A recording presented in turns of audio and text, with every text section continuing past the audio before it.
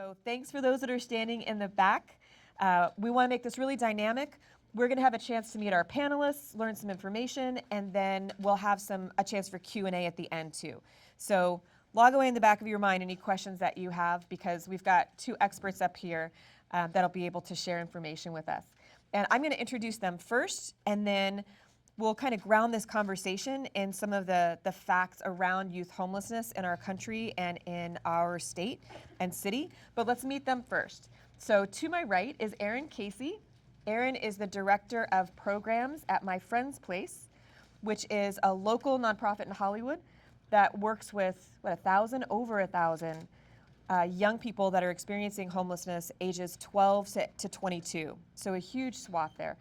To the right of her is Juwan Sullivan, who is an actor, writer, producer, who has experienced houselessness himself, who's going to tell us what his journey was in navigating those challenges as a young adult in Los Angeles. So thank you to both of you for being with us today. Your expertise is just invaluable. And now we're going to start with some facts, because we always want to make sure that we learn something new along with service. And I'm a data junkie, so I always go looking for numbers. So I'm just going to, first of all, it would be really helpful to frame what is homeless youth? How does that get categorized? And I learned something new today. We always learn something new when I was talking to Erin. So California, so the way that the California Department of Education defines homeless youth, I'm going to read it, refers to unaccompanied minors ages 12 through 17 who are living apart from their parents or legal guardians, and young adults ages 18 through 24 who are experiencing unstable or inadequate living situations, such as sleeping on friends' couches, staying in shelters, living under bridges, abandoned buildings, and on the streets. So that's how the Department of Education in California defines homeless youth. I just found out, talking to Erin, that is not the way that HUD defines homeless youth. They don't count individuals that are sharing spaces or living on couches. So we know that even these numbers that I'm going to give you, we know that they're off, because even our own agencies in the state and on the federal level aren't using the same definitions to count what is homeless, to define what is homeless. So, okay, so now keep in mind that the numbers that I'm going to share, these are government numbers. So the reality is that it's not less than this, but it's likely a lot more. And I think it's really helpful to frame. So what the US government says, the current count, so this is last year's count, 2022, is that there are between 1.6 and 1.7 million individuals ages 12 to 17 experiencing homelessness. That was in 2022. That's a 12% increase since the start of COVID. And it's just continuing to climb. And that of that number, between 300,000 and 400,000 are expected to be homeless on any given day or night. Next set of numbers. Individuals ages 18 to 19, okay, now get a load of the range here, somewhere between 80,000 and 170,000. So maybe 80,000, maybe double that or more, individuals ages 18 to 19, and that means about 5% of the homeless population nationwide is between 18 and 19 years old. And between the ages of 18 or 20 to 24, somewhere between 124,000 individuals to 250,000 individuals. That's how hard it is to establish a realistic count. And I know Juwan is going to share some of that with us as well. It's incredibly difficult to pin down numbers, because oftentimes as individuals get older, they camouflage well. That was a word that Erin used. People don't want to be identified. And so we're not entirely sure how many individuals out there between the ages of 18 and 24 are experiencing homelessness. These are just the ones that are currently participating in government services that we know of. And in fact, we were even talking earlier about the Los Angeles area homeless count, which we'll remind you of that later. That's a great way to volunteer. It's essential. The way that you're trained when you participate in the homeless count is it's just visual. So if you see a tent, you count that as one person. If you see a vehicle that maybe someone lives in, you count that as a person living in that vehicle. So even those numbers are likely a dramatic undercount. So just to kind of frame that, so that number of individuals, so just in California, California has the largest percentage, population of individuals between the ages of 18 to 24 and under 18 that are experiencing homelessness, the count last year was that there's approximately 200,000 young people under the age of 18. And we don't really know how many 18 to 24-year-olds. This is California's like, I don't know, thousands, tens of thousands, we're not really sure, experiencing homelessness. So in context, that's like if the entire school district of San Diego Unified, that's 110,000 students, and the entire school district of Fresno Unified, that's 72,000 students. Imagine if all of them were homeless. That's how many homeless individuals under the age of 18. So school-age students that we have in California. So that's the reality. And it's why it's so important that we do things like this, that we understand the numbers and that we become those change agents, taking those facts with us when we leave. But we really want to dig into more stories. So how does that happen? So my homeless experience began when there was a breakdown in my family. And it started from my grandmother passing away, with also my parents splitting, which kind of left me just honestly on my own to fend for myself. And throughout that time in my adolescence, my teenage years, I just was trying to figure out life while also having the foundation ripped from under me from losing my grandmother, my parents, not being together, and me being somewhere in the middle, just trying to figure out where do I go, who am I, what do I do? And I just had bouts of having stability, not having stability, and again, just trying to figure out what does life look like for me, being an unhoused young adult who's trying to do the right thing, but I don't have the right tools, resources, and support around me to give me and to facilitate the life that I need to be, as productive as I want it to be. And I grew up in a middle-class neighborhood in Atlanta, outside of Atlanta, so fairly normal life, but my parents separated. Moved in with my grandmother. She, was taking care of myself and my younger sister and my mom. And when she passed away, I felt like that was the breakdown of the family unit. And me and my mom had a strained relationship in my teenage years. And once my grandmother passed away, I was kind of just on my own. Around the ages of 16 and 21, 16 was when my grandmother passed away, and I would say that was when life just completely shifted. I don't have a huge family. It's really just me and my sisters, and I have an older sister who's 8 years older than me, and she was the one that took me in, but she also was a young adult. I think at the time she was in her mid-20s, so she couldn't fully play the role of parent to me, so it was a lot on her. So there were times where there was a strain in our relationship because she had this burden now on her of a teenager to take care of and raise. So there was a point where I did have to leave school, high school, and get a job to work because she's like, hey, I can't take care of you. This isn't my responsibility, and there's only so much I can do. So I did have to leave school at 16, 17, get a full-time job to be able to contribute. But then there were times where, as a young adult, I was figuring out life. There were times where I was making not the best decisions and our relationship was strained, and she was like, you gotta go. So those were the moments where I had to figure it out. I would couch surf, and just that roller coaster of instability would continue to just go up and down, up and down. It was such a traumatic experience that I'm still working through as a 34-year-old, of just having that foundation ripped from up under you, especially having a fairly normal life. When I was 23, I moved to Los Angeles, and that cycle kind of happened again. Again, not having a foundation to build upon, not having family and support, and then being a little ignorant of how expensive it was out here in Los Angeles, and coming out here pursuing a dream.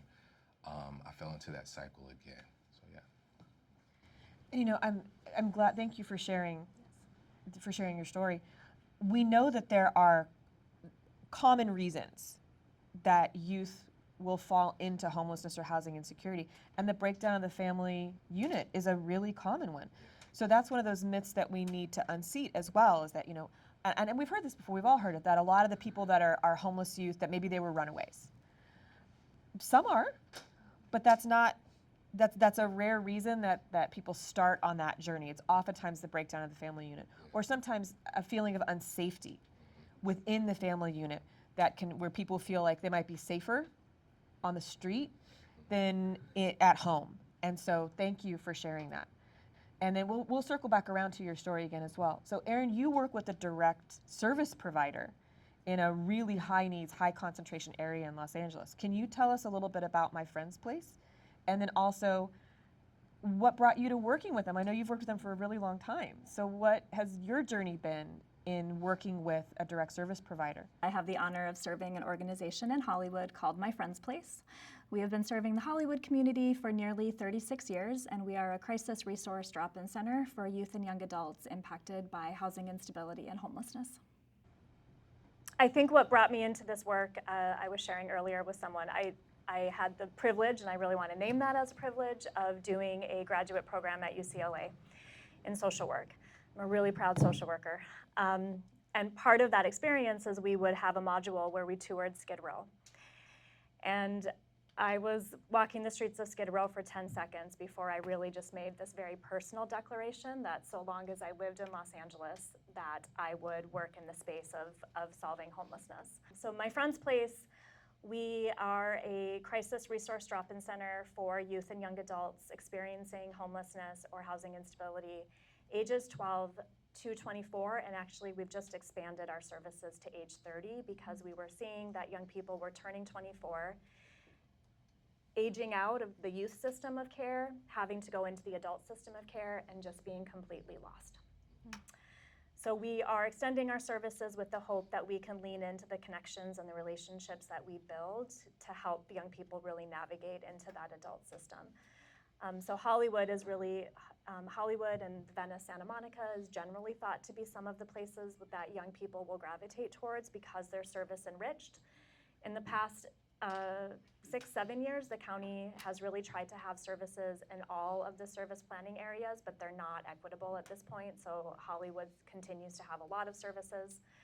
And we don't, I do want to say my expertise is not in the experience of family homelessness with minors or with children. We serve about 2% 12 to 17-year-olds, and those are largely folks who are not attached to family units and oftentimes running from a foster care placement because that foster care placement is not honoring of their identity, particularly if they are someone who identifies as LGBTQIA. So I've been on the front lines of addressing youth homelessness in Los Angeles for the past 20 years, and I think we cannot talk about this issue without really talking about the root causes. What is true for me and what I hope to be true as we really think about this issue is that homelessness is the biggest social, racial, and economic justice issue of our time. The other part that's true is this is a human-made problem, and the only thing that is good about that is that it also means that humans can solve this issue. So when we talk about what is causing youth homelessness, we have to be talking about racial injustice, economic injustice. This nation has not yet adopted a housing justice philosophy, this really true belief that everybody deserves a safe place to live, and it is only when we have safe places to live that we can also thrive. One of the biggest feeders of youth homelessness is the foster care system. So we have to also, when we think about how are young people becoming homeless, we think about it in two general terms, right? A breakdown in the family system or a breakdown in the system such as foster care, juvenile justice. But I think a really interesting thing is finally happening in Los Angeles where we're no longer divorcing the issue of homelessness with poverty and the way in which the city has become unaffordable for a lot of us. But we're never going to see this, the beauty about youth homelessness is if we do it right, we really can prevent long-term homelessness. But we have to invest way more in prevention, and we have to invest way more in families to be able to live in the city.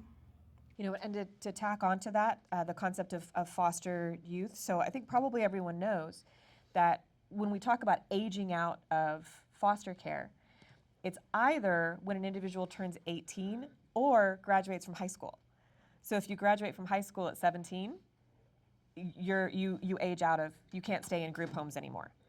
And so in fact, in California, 1 in 4 individuals who age out of foster care become homeless. Now Joanne, I want to come back to you, particularly because of the age range in which you were navigating housing insecurity and houselessness. why do we think it's so difficult to get a count of individuals if they're not involved in an institution? Like if they're not being counted by a school or counted, by an organization, why is it so hard to get a count? And we hear that a lot too, because we're going to be going out and doing direct outreach. And you might be thinking, okay, well now wait a minute. If there are tens of thousands of homeless young people in Los Angeles, why am I not seeing them? Why is that?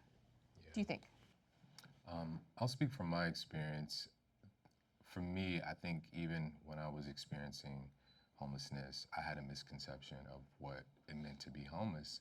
I had, the idea that if you're homeless, you made terrible decisions, you were probably on drugs, alcoholism, that whole streamline of thought that we have. I just didn't see myself as the extreme cases that we sometimes see as, people who are drug addicts or who are dealing with alcoholism. I just looked at myself as a young guy whose foundation was ripped from him, and it's on me to figure it out. There was a sense of pride of, I don't want anybody to know what I'm going through. So I was very good at hiding that I was homeless. I think coming from my upbringing and having a really strict grandmother, I knew how to just put everything together, So I figured out this system of how to maintain an image where people wouldn't look at me and say, oh, that guy's homeless. For the most part, I walked around with a duffel bag and a book bag, and I would use my money to go wash my clothes and take showers. So I just looked like a college student on the street, just maybe commuting, but I had my whole life in those bags. And there were days where I wouldn't shower for 3-4 days at a time. There were days where I didn't eat.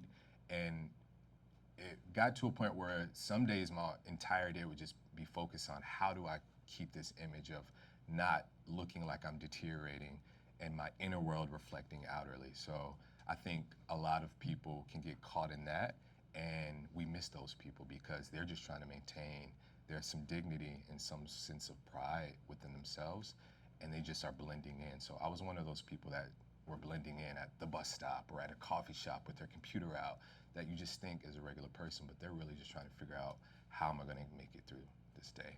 So yeah.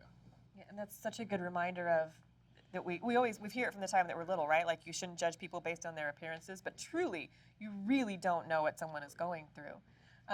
And I want to ask you the same question about what you're finding about why is it difficult to plug people into services. But when you were mentioning you had a schema in place, like you would take showers at the Korean spa. One of our panelists, Ezzy, he's actually going to be coming in the afternoon and speaking to the veterans experience. I remember him saying one time that he had learned that if he folded his clothes, if he could get his clothes rinsed out and reasonably dry, if he folded them a certain way and he slept on them, he could get a really nice crease on his pants and on his shirts. And so you wouldn't, if he went for job interviews or went for services, you wouldn't think, well, that's someone that woke up in a tent this morning, because he was working very hard to maintain that dignity and wasn't going to have that conversation with someone unless he had to. So yeah, we just can't judge. Now, Erin, what about you all? You search such a wide range of individuals. What have you found or experienced? Are there challenges in getting people through the door to get them plugged into services? Yeah, what we acknowledge as a team every day is it is an act of bravery anytime a young person takes a chance on us and walks through our door. Mm-hmm. It is for any of us, right? Who finds it really easy to ask for help? Not me, right? And we're perfect strangers. And this is life or death kind of help, right? And so many of the young people that do take that are brave enough to walk through the doors, they have been let down by adults in their life. Sometimes the people that were meant to take care of them were the ones that harmed them the most, right? So when we think about, so many young people who experience homelessness have also had really complex trauma in their early growing up formative years. And what that does, our ability to trust is so, for anyone to be able to receive services, you really do have to have a positive experience with trusting someone. And that is a privilege. If you have that, if you have felt cared for in your life, if you have felt that someone in your life was trustworthy, that is a privilege. And it's a privilege that a lot of people do not have.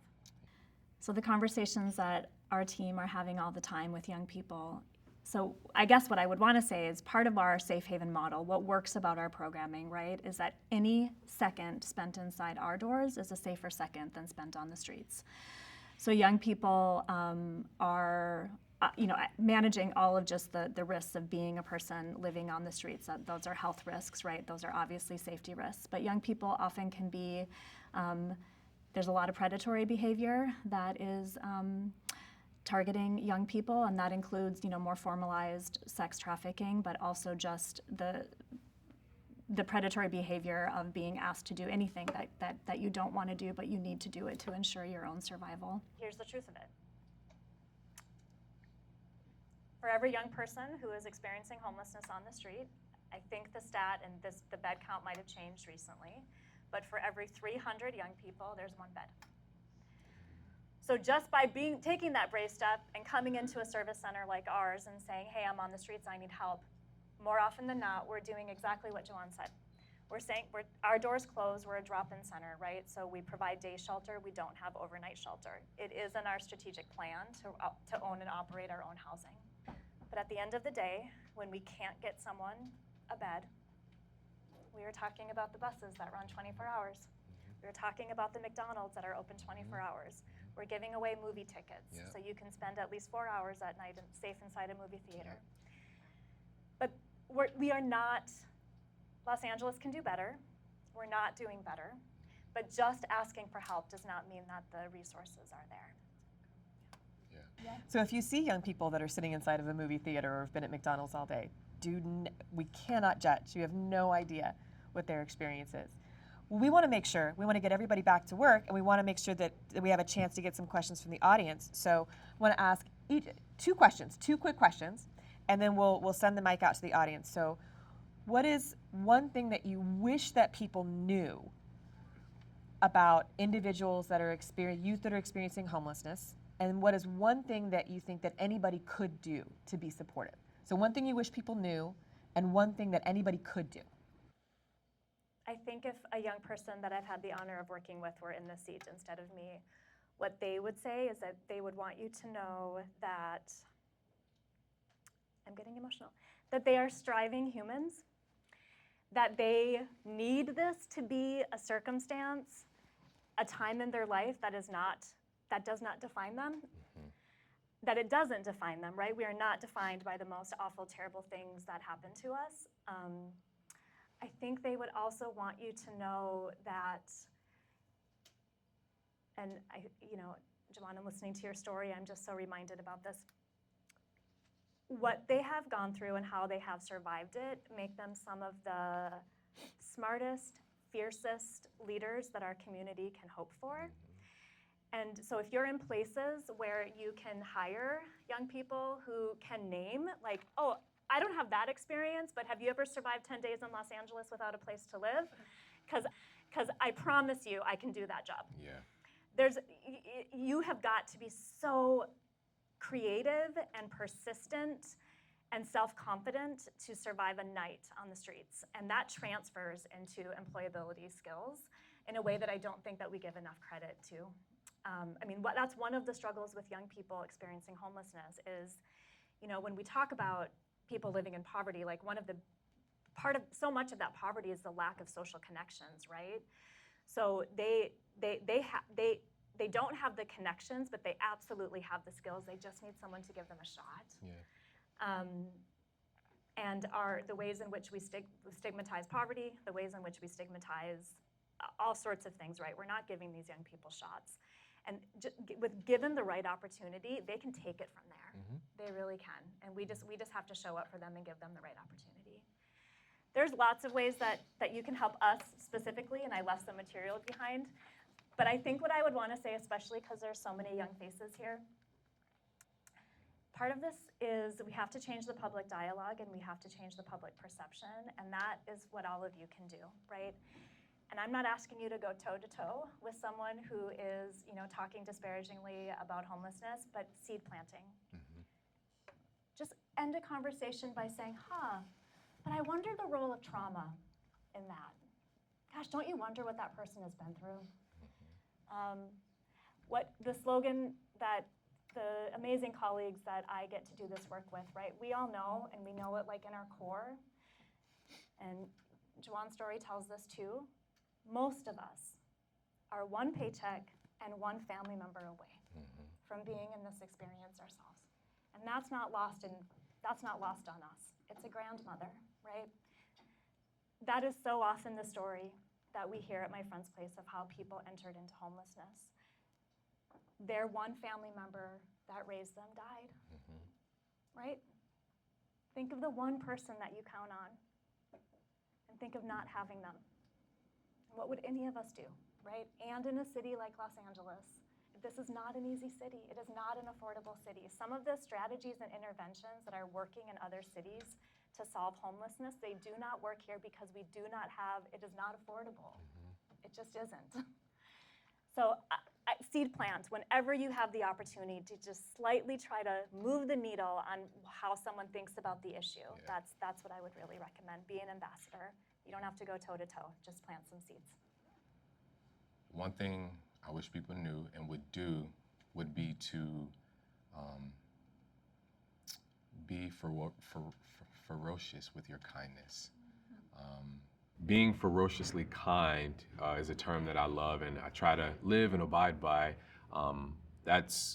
I feel when people go above and beyond and even sometimes inconvenience themselves to convenience you out of the kindness and the generosity of their heart. For me, I feel that was the tool that is innately in us that we have to foster and nurture, that others use to pull me out of that dark pit of isolation, of not having that support. It was the kindness of people that made me feel safe enough to share, to be vulnerable, and to be honest about where I was and not, be doused in the shame and the condemnation of feeling like I just didn't have anyone to lean on. It was the kindness of people that was an invitation for me to lean on to people. And I just feel like that's such a valuable tool as humans. And not even a tool, but just an act of being, a way of life. Is just going above and beyond for people. And above and beyond sometimes can be you're walking in a gas station and you're going to pump gas, but you see someone who is asking for change and going above and beyond and not just giving them $1, but maybe getting them a sandwich or some chips, some coffee or water, and just doing that little extra that reminds somebody that I am seen, I am valued, I am heard, and I do matter. I think that's being ferociously kind and just loving on people in the way that we should all be loved.